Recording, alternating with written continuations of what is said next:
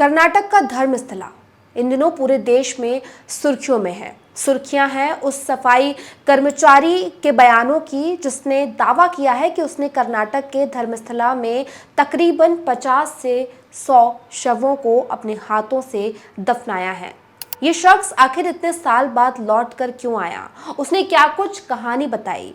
ये शख्स अब लोगों के सामने आ चुका है और उसने कई सारे चौंकाने वाले खुलासे किए हैं। क्या कुछ है पूरा मामला वो हम आपको विस्तार से बताएंगे, लेकिन सबसे पहले बताएंगे उस सफाई कर्मचारी की कहानी जो 1995 से 2014 तक कर्नाटक के धर्मस्थला में सफाई कर्मचारी का काम करता था। और एक सफाई कर्मचारी का काम होता है आमतौर पर मंदिर के आसपास की सफाई करना, लेकिन ये वहाँ कुछ और ही सफाई कर रहा था। ये यहाँ पर लगातार शवों को दफना रहा था। सफाई कर्मचारी का दावा है कि इसने एक नहीं, दो नहीं, बल्कि 100 शवों को अपने हाथों से दफनाया है और इसमें 90 महिलाएं थी, जिनमें ज्यादातर महिलाएं यौन उत्पीड़न का शिकार हुई थी। इस सफाई कर्मचारी ने यह भी बताया कि उसने कैसे पुष्टि की कि ये महिलाएं यौन उत्पीड़न का शिकार हुई हैं। साथ ही ये भी बताया कि किसने उसे आदेश दिए थे कि वो इन शवों को धर्मस्थला के आसपास दफना दे। सफाई कर्मचारी ने क्या कुछ बताया वो हम आपको बताएंगे। साथ ही धर्मस्थला की वो रूह कपा देने वाली कहानी भी बताएंगे और इस पूरे मामले पर कर्नाटक कोर्ट का, कर्नाटक पुलिस का और एसआईटी का अब तक क्या कुछ रुख रहा है, वो सब कुछ हम आपको इस स्टोरी में बताने वाले हैं। शुरुआत करते हैं उस सफाई कर्मचारी की जो अचानक से कर्नाटक पहुंचा, अपने हाथों में एक बोरा लिए पुलिस के पास पहुंचा और बताया कि इन बोरों में कुछ हड्डियां हैं। ये हड्डियां सालों पुरानी हैं।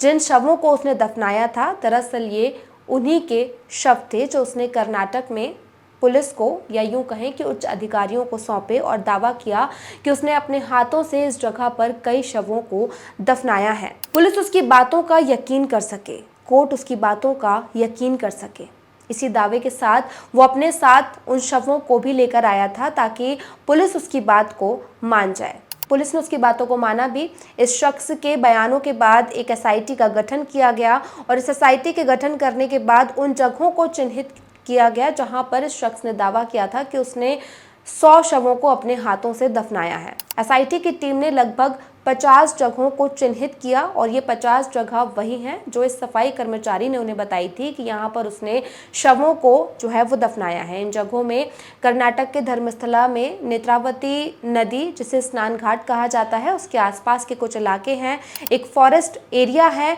और सबसे ज़्यादा शवों को उसने जहाँ पर दफनाया है उस जगह के बारे में भी बताया। अभी फिलहाल जहाँ पर खुदाई चल रही है वो वही जगह है जहाँ पर इस शख्स का दावा है कि उसने तकरीबन 70 शवों को अपने हाथों से दफनाया है।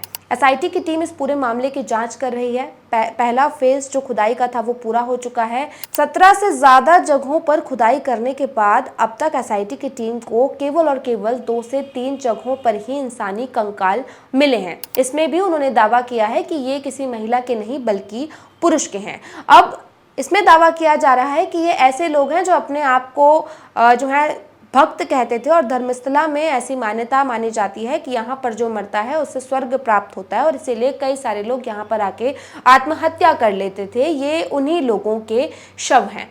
लेकिन सफाई कर्मचारी का कहना है कि उसने 70 से 100 शवों को दफनाया है जिसमें 90 महिलाएं थीं और अब अगर पुलिस इससे मुकर रही है या फिर एसआईटी की टीम इस पर दावा कर रही है कि उन्होंने महिलाओं के नहीं बल्कि पुरुषों के शवों को निकाला है तो इसमें मैं कुछ नहीं कर सकता। मैं केवल एक इंसान हूँ। मेरे मन में ये गिल्ट था जिसे मैं ठीक करने के लिए आया था और मैं चाहता था कि ये शव बाहर आए, इनका अंतिम संस्कार हो सके जिससे उसकी आत्मा को शांति मिले, उसको थोड़ा रिलीफ लगे और इसीलिए वो इतने सालों बाद लौट कर धर्मस्थला की कहानी लोगों तक पहुंचाने के लिए आया है। अब बात करते हैं सफाई कर्मचारी की जिसने हाल ही में कई न्यूज़ चैनलों को अपना इंटरव्यू दिया और इस इंटरव्यू में उसने कई सारे खुलासे किए। सफाई कर्मचारी से जब पूछा गया कि आपने कितने शवों को यहाँ पर दफनाया है और आपको ऑर्डर कौन देता था, तो उसने बताया कि मंदिर समिति के ही लोग उसे ऑर्डर देते थे। वो उसे बुलाते थे और कहते थे ये कुछ शव हैं, इन्हें आप दफना दो।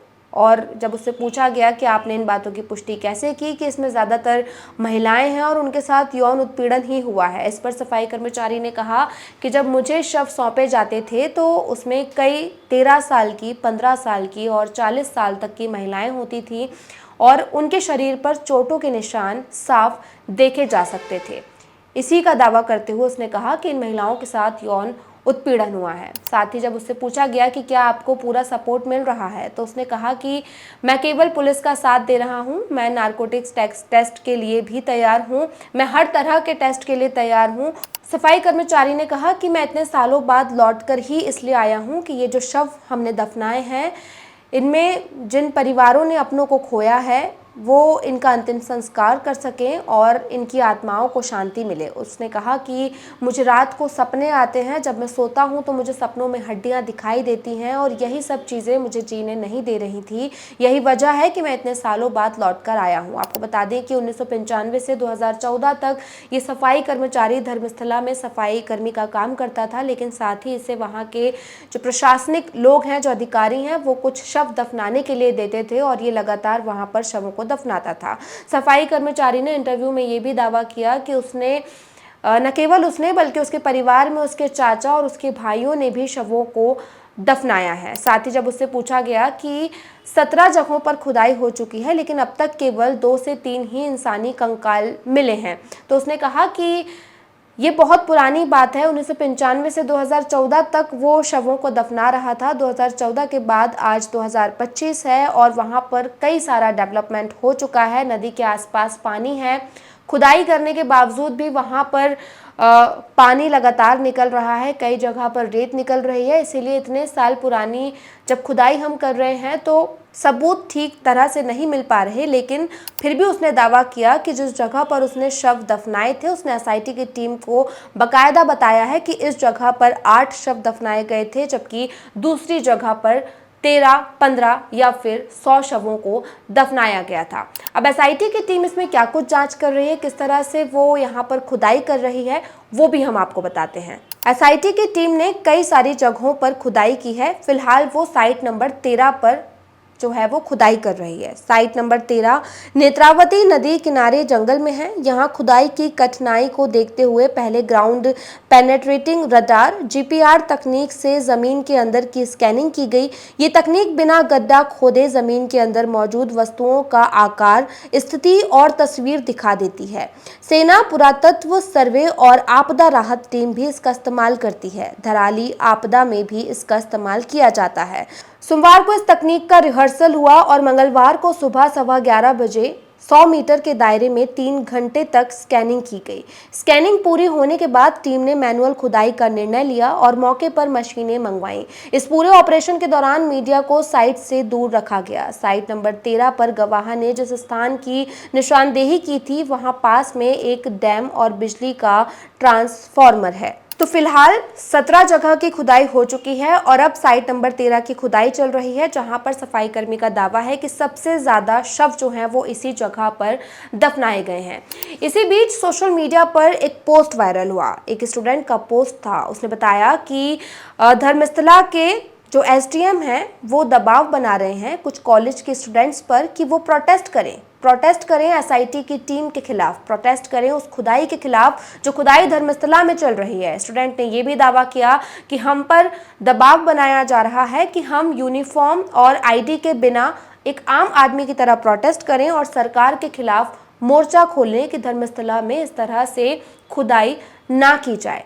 इस पोस्ट के वायरल होने के बाद फिर लोगों ने सवाल उठाए कि आखिर वो कौन लोग हैं जो इस मामले को खुलने से रोकना चाहते हैं। आखिर वो कौन पावरफुल लोग हैं जिनके दबाव में न केवल एसआईटी, पुलिस और बाकी सभी अधिकारी हैं जो इस मामले में पूरी तरह से जांच नहीं कर पा रहे हैं। स्टूडेंट्स को धमकी देने वाले, दबाव देने वाले वो कौन लोग हैं जो कह रहे हैं कि आप प्रोटेस्ट करें और धर्मस्थला का ये सच जो है वो किसी के सामने ना आ सके। आपको बता दें कि धर्मस्थला की कहानी जब सामने आई, ये सफाई कर्मचारी जब सामने आया और इसने जब चौंकाने वाले खुलासे हुए तो पूरा देश हैरान रह गया। आज धर्मस्थला की कहानी हर कोई जो है वो जानना चाहता है।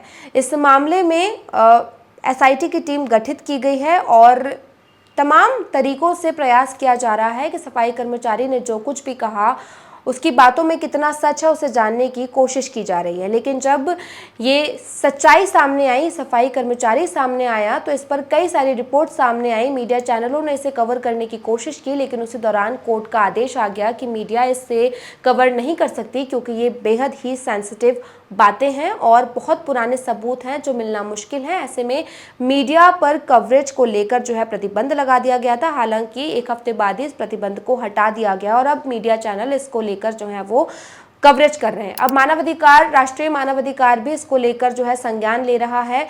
वो परिवार जिन्होंने अपनों को खोया है, धर्मस्थला में जिनके अपने लोग गायब हुए हैं, उन्होंने मानवाधिकार आयोग का दरवाजा खटखटाया है और इसी को लेकर अब राष्ट्रीय मानवाधिकार भी इसमें जो है हस्तक्षेप कर रहा है और गंभीरता से धर्मस्थला में होने वाली जांच में जो है कार्यवाही कर रहा है और गंभीरता से इस पर नजर रख रहा है।